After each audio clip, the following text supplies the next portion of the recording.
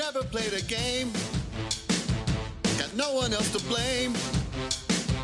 They say that we are lame. We could care less just the same. We meet too many dates before all the games are played. At least that's what people say. With your lives we play. Top teams we're screwing. We find this stuff amusing. This power we are using. And we'll sit and flip a coin, saying this is gonna be your fate. And the bucke's gonna play. But the big girl's gonna hate. We're just gonna make. We make it up. There's two schools that we have to take. The Sentinel sketch was cake. Babe, we're gonna make. We make it up. The box score starts right now. I don't know a lot about sports, but I can drink a lot of beer. My motto is simple. C's get degrees. Need a long, inappropriate hug? I'm your man. I think I'm smarter than you, because I probably am. Howard Collins, the box score. Hello and welcome to the Box Score. I'm Brock in Los Angeles, joined by the Danettes in Milford, Connecticut. Hopefully you guys have gotten over the drama that was earlier this week. Paulie, what is the worst Danette fight in the show's history, however? Man, I got to think about that. There was one day here we were all yelling at each other, and I think we didn't know Dan was in the room. Do you guys remember that? Yeah, that was Andrew yelling at me, actually. Yeah, Andrew and Seton were in a real argument, not a fake argument. Well, that was just the worst one. No. See, that was not the worst fight at all. Let me finish real quick. Andrew and Seton were arguing right before the box score started, maybe 2 years ago, a year and a half, and Dan was in the room or in the other room and heard the thing, and he had never heard us argue like this before for real, so he was more shocked than upset. Well, here's the thing. It wasn't that fight was more extreme than other fights we've had. It's just we never let Dan see us fight. Exactly. Right. So Dan's witnessing that. Was that the aftermath of the dodgeball throwing and everything? No, that was another one. That happened to me on camera, later. which was a bad thing. But no, it's I think Dan has a completely, all four Danettes are completely different people around Dan than we are in real life. I think that's fair to say. Like, Dan's around, we're one thing, and Dan leaves. You guys don't think so? I disagree. What I do agree with, sometimes if there's something that Dan doesn't need to know about that'll affect his day negatively, we hide it from him. And that's not a bad thing. That's mostly a good thing. Like, if there's a technical issue today and he goes, Dan doesn't need to know about this. It doesn't help him. If there's an argument between us that doesn't really pertain to Dan, which it didn't. That's the only thing I'll say that, I would say I don't know that my personality changes around Dan, but if we're bickering and fighting and arguing with each other, we usually keep that from him. Well, I would say that when Dan's around, we pretend that we talk to each other. When Dan leaves, it's... Yeah, we usually just kind of... We kind of ignore each other. Well, but you know, most of us, we're trying to do something and have focus. Dan needs energy and movement and sound when he walks in the building. He's a guy who can't stand quiet. He can't stand something that's stagnant. And so we know as a group that we have to be active to make sure, because he's active. And if he sees us not, then it kind of gets in his head. It's a weird quirk that he has, but we all know about it. So when he walks in, we like welcome him and talk a little bit, but we got work to do, so we are doing that as well. Yeah, except for Todd, who would shut it down completely if he could. That's right. Most I just times. ignore everybody. Depends how many guests he has. Yeah, exactly. That does play a major role in my mood. Yes. That's a big old Brooklyn hat you got on there, Fritzy. Well, Dan wasn't battling with the Danette today, but instead with the help of the Danettes, he was grappling with the memories of an old arch nemesis, Ken Ketering. I remember playing pickup basketball with John Paxson. I played pickup with Jim Paxson. Jim Paxson was a beast. John's brother, beast. He dunked on me, he went Tom Chambers on me, put his knee right into my chest when I took a charge. And he also stole my girlfriend. Yes, McLeod. I'm looking at his bio. He went to Ketering High School? Yeah, Alter. Is that the same name of the guy who beat you out for the job, Ken Ketering? Yes. Full circle. Yeah. Wow. Where's this coming from? So I don't mean to pile on. I'm just saying. Ken Ketering got the job at Channel 2 in Dayton, Ohio over me. I'm over it. Speaking of stealing things you love. You know, I kind of screwed that up. He went to Archbishop Altar in Kettering, Ohio. Well, you still got a Kettering in there. Isn't that weird? Does anybody have this, like... That is pretty weird. There's a Kettering, Ohio, and his name was Ken Ketering. Yeah. His real name, Ken Lipschitz, and maybe around 8 or 9 years old, he dreamed of a career in media and said, hey, I'm Ken Ketering. It's like being Kansas and being from Kansas. And Ken Ketering is a tough name to beat, as Dan found out the hard way. Lipschitz. Paul, you hopped on the phone and got Ketering to join the show. What was that conversation like? Well, let me tell you, it was one of the easier bookings of all time. As this was all going on, it hit me. I'm like, why don't we just call him and put him on? And if you may have noticed or not, I said, in my head, I said, I got to drag this out a little bit. So we stayed with it. McLovin mentioned that thing. Then I got a picture of him for a look in. We kind of brought it back a couple times, and we stayed on the topic a little more than we normally would have, because we've talked about Ken Ketering before, but we got a lot more detail. And in my head, I was like, if we can get Ken on the phone to pay this off, it would be a home run. I called the office where Ken works at. In one ring, he picked up the phone. That was the entire booking process. He goes, Ketering, because he's a newsman. And newsmen answer with your last name. It's a total old newsman thing. He goes, Ketering. I go, this is Paul Pabst from the Dan Patrick Show. He goes, and I knew this was going to be a homer. I go, Mr. Ketering, this is Paul. He goes, I know why you're calling. He goes, yeah, I listened to the show. And Dan's, you know, he talked about me forever and ever. And I said, can we call in an hour from now and have some fun? He goes, love to, love to. That was the entire conversation. It's funny, Paul. I was just thinking now, I was like, how come we've never booked him before? Did that cross your mind? It's like one of those things that's right in front of your face. Yeah. And you can't believe you don't think about it. I go, oh, this guy can't be that hard to find. And it was call. And it ended up being a home run on the air. I didn't know whether to tease it or to surprise Dan. And I was mixing it up there. And also, the other guys were on their headsets when I was talking to Ken, so I didn't even know if the other guys knew I had talked to him. So I think the whole room was a bit surprised when he came on, which always helps out. Do I open this next can of worms then? And famous bookings from Dan's past that could possibly be on the show? Yeah, I thought White about that. Whale. Right. This Is Your Life, Dan Patrick. With Guy Smiley. Certain young lady. Are we all thinking the same? By the name of Bonnie? Sarah. No. I think it's Betty. Oh, who's the one that he? A little lady named Jenny Batchy. Jenny Batchy. Jenny Batchy? The one that got away? Jenny, if you're watching right now. Did we do that? I've thought about that for years, and it's almost like Charlie's Angels seeing Charlie. I don't know if we put her on the show. She's so mysterious and stunning in her absence. I'm mostly in love with Jenny Batchy at this point. What about the last episode ever, this famous last episode? We bring Shay and Irving and Jenny Batchy in studio. It's gonna take a lot of research. You gotta go to his hall of records and track those different websites to find like. I'll bet we can find Jenny Batchy in about 13 minutes. We can find Jenny Batchy by segment Honestly, I bet 3. I could get Jenny Batchy on the phone before the Hall show. of Records, also known as the internet. Yeah, I mean, we could get Jenny Batchy on the show before the show. I like to kind of do my research. You gotta go over to Ellis Island, figure out when that. We're like, I picture Fritzy in a basement going through old files. Like, Yeah, Library of Congress. Like card catalog. Let me just... Oh, hold on, it's Jenny on the line right now. Instead of typing Jenny Batchy, Ohio, into Google. She's never good with that card catalog. Yeah, only bring her on if she's on that Walmart People video or that website. I think that would be perfect. Okay, well, back to the Ken Ketering thing. Dan has always built this thing up to be a huge rivalry, but it didn't seem to be so much when Ken's voice finally graced the Dan Patrick Show. You say I got the job because of a pretty face. Yes, you did. You were blonde hair, blue eyes. I was jealous. I went, how did I not get this job? And then I went home and looked in the mirror. I parted my hair down the middle. I had acne, and I weighed about 160 pounds. I mean, of course that's why I didn't get the damn thing. No. I don't think that. I don't know. Yeah, that was. You had the knowledge. I think that was the part of it. You had the knowledge, but maybe you didn't. Maybe you didn't have the looks. But okay. So just admit it, Ken. You're a better looking guy. Well, you can't say that now. Now I have a face for radio. Amazing. I'll tell you one thing about Ken Ketering. He's a top nominee for All Laugh Team. Yeah. There's no doubt about that. First team All Laugh. Darius Rucker would welcome him to the crowd. Absolutely. That was so cool. I mean, the guy's having fun. For us, I think it may have been cooler than for the listeners. Who cares? It was great. And the guy had a killer laugh. And Dan goes, you're better looking than me. A minute. He goes, well, but you had a lot of better things happen to you. He didn't say, no, I'm not better looking than you. Ken is still the high school quarterback from Ohio, and Dan's still the guy who wanted to be Ken Ketering, even though Dan's got like Emmys and TV shows and all this stuff. Still, back then, he's 23-year-old Dan Patrick who lost to Ken Ketering, the legend. Fritzy, you're constantly linked to rumors of leaving the show. If Ken Ketering was to get you on the line, offer you double your salary, and a Denver Broncos call-in show, would you do it?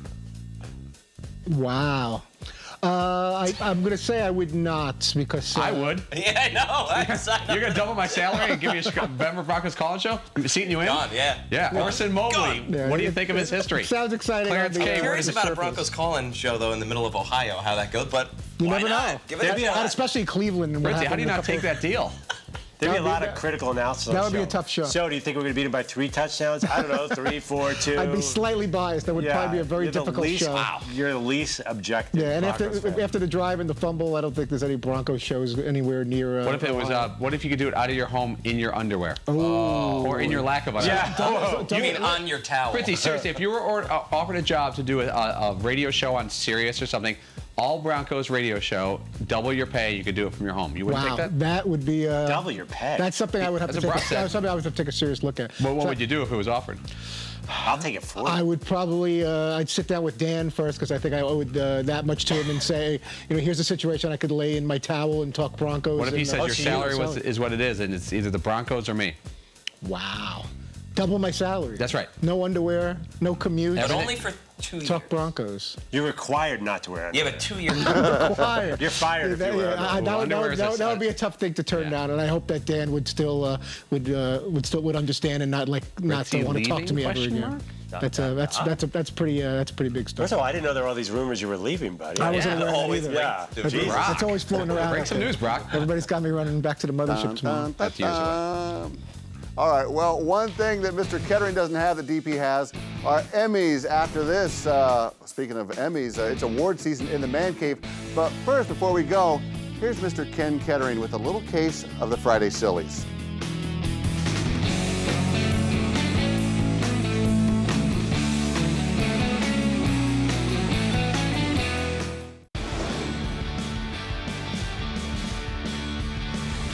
Welcome back to the Box Score. One of the long-running segments of the DP show is the poll question. McLovin, how did that become your domain?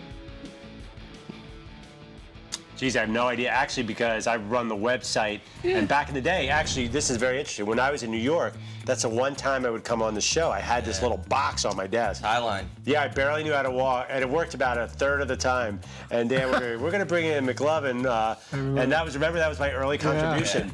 And You know what I remember about that, McLovin? Yeah. We put this little tie line talkie back thing on McLovin's desk, and we can't see him. There's no camera. I don't even think we had IM back then because our computers were so horrendous. So You mean state of the art? Yeah, Dan would go and say like, "Hey McLovin, what's up to the poll question?" And McLovin would go, "Oh, Dan, it's 52-48." I'm like, I can't believe he's actually there. I was shocked that you sat there for 3 hours at your desk and you didn't have to go to the bathroom or anything. Very interesting thing too. The first time we ever did a poll question, I didn't know that everybody talked about the poll question and made a big deal of the poll question. So I threw up, "Who's going to make the NFL playoffs?" And I got a note back from Paulie. "What are you doing? We're not talking about the NFL playoffs." I'm like, "I don't know. It's just a dumb poll question." Little did I know that it would be the defining thing of my career.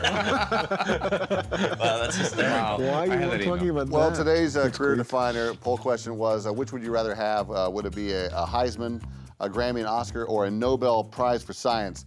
Paulie, where did you fall on the poll question? You know, I didn't think about it because we didn't really stay with it much, but I've been thinking a lot more about music lately and how great it would be to be a musician. And acting is cool, but acting seems, unless you're on stage in a play, you're not doing it in front of people very much. I think I'd rather win a Grammy and be a great musician. You'd rather win a Grammy than a Heisman, Mr. College Football? I'd take an Oscar over either one of those. Just have an Academy Award. But an Oscar, I don't know, you're not performing in front of people. Heisman you are, but your career is also over early. I was watching this clip of Dave Grohl the other day at Wembley with like 108,000 people, and he's in the middle. I'm like, that's about as good as it gets. That's better than a Super Bowl. What? Maybe we forgot the Tony in there. Okay, I'm going to throw out some awards to you guys. You tell me which one you would rather have. I'll start with you, McLovin. Would you rather win a Pulitzer Prize or get inducted into the National Jewish Sports Hall of Fame?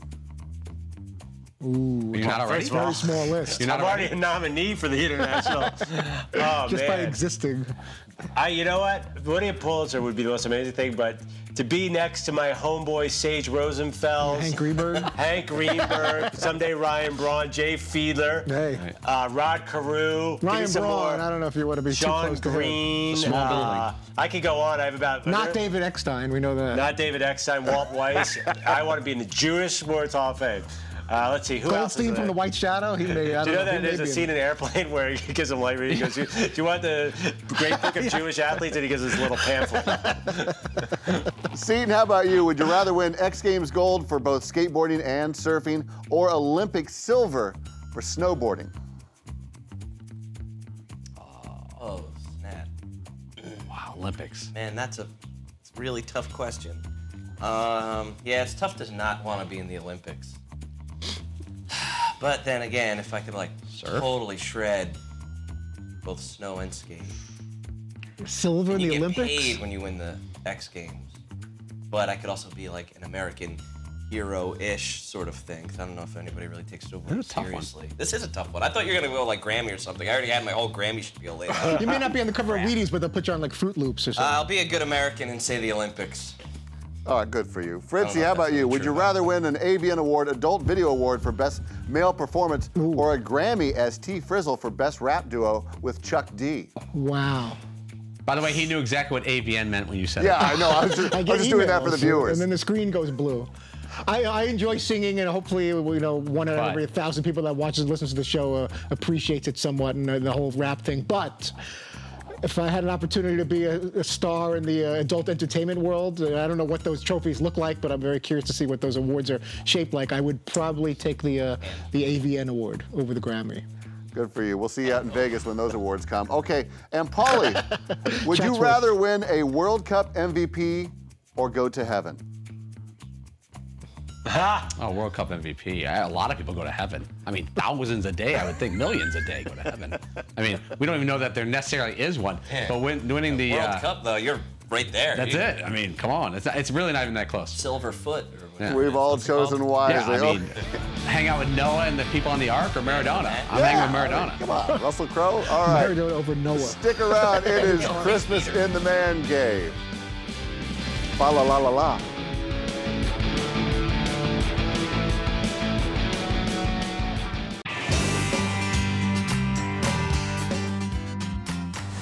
Welcome back to the Box Score. It's Christmas time in the city, and with the holidays in full swing, you better believe that the holiday music is getting cranked out at Chateau de Broc.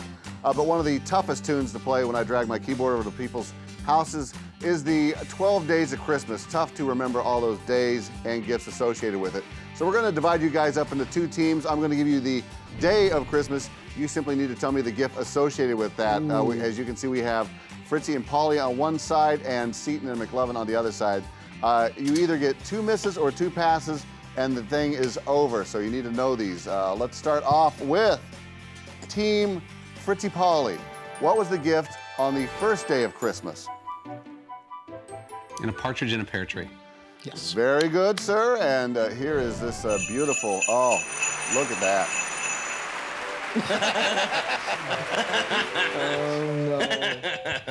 Oh, no. Right to the back row. Team Seton Love, what was given on day 2? Second day of Christmas, my true love gave to me. You know. Calling. Silvers. 2 silver bells. Oh, come on. Can we steal? Silver bells, brass bells. Yeah, I'm sorry, the other team can steal. We'll take Fritzy, sing it. 2 turtle doves. Oh, yeah, turtle doves. Very good. And there they are jumping. Team Frawley, what was given on the third day? Once we get up to 11, 12, it gets very dicey. Third day, it sounds something like this. 3 French hens. Beautiful. Correct again. Team Seton Love, what was on the 4th day? On the 4th day of Christmas, my true love gave to me 4 failed box score segments. I know what 5 is. Can I jump ahead to 5? No. 5 golden rings. 5 golden rings, baby. Yeah, 5 golden rings. It's only failed because you're losing. Team Fritzy Paulie. Jumping. Can I sing it? 4. 4 calling birds. There we go. 3 French hens, 2. All right. Fritzy, keep going. I got this one. Let me get this one. You got it. 5 golden rings. All right. Bonus points if you can keep going. What's on day 6? 6 geese are laying, 5 golden rings. Fritzy, can you go to day 7? Is that right? Geese are laying? 8 maids I have are no milking. idea. 7 What are they? 7 swans are swimming. Yes. Can you go to 6 day geese are 8? laying. Are you kidding? Perry Como voice. 8 maids are milking. Oh, you love this. 8 maids of milking. This is Prince's personal favorite. I'm gonna do this while I do 8 maids are milking. Oh my God! Figured out That's so gross, dude. And the 9th day also applies to Can we that. keep What going? I think we could do 9. All right, we're gonna go to 9. Yes. 9 lords are leaping. I'm sorry, that's 10 incorrect. drummers drumming. That is incorrect. 11 pipers piping. 11. There's 11 pipers piping. Seton got 11. I said 10 pipers piping. No, oh, is that 11? That's 11. Is that right? So we just have 12 left? We got 12. 12. We're stuck on 12. Can we get a hint for 12? Because we're like, Tommy Lee. we're like running the table here. Tommy Lee. Tommy Lee with Motley Crue. What do you say? Tommy Lee. 12 drummers. 12 drummers drumming? Yes. I thought that was like 9 drummers. 9. You definitely said Fritzy, you win. I'll give you the other It's a 2. drummer 9 jumping ladies dancing, 10 lords a-leaping. In the front row in a walk-off is Team Frawley. Pretty strong by us So right there. congratulations, and you're welcome, audience, for getting a full shot of that child's medium Hanukkah menorah there on Fritzy. Coming up, we are wrapping up things on the Danette Football Night in America Challenge.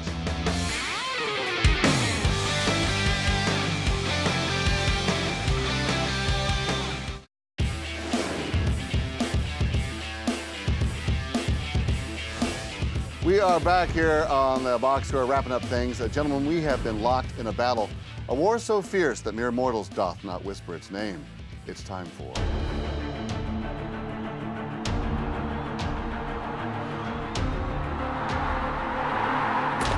The Danette Football Night in America Challenge.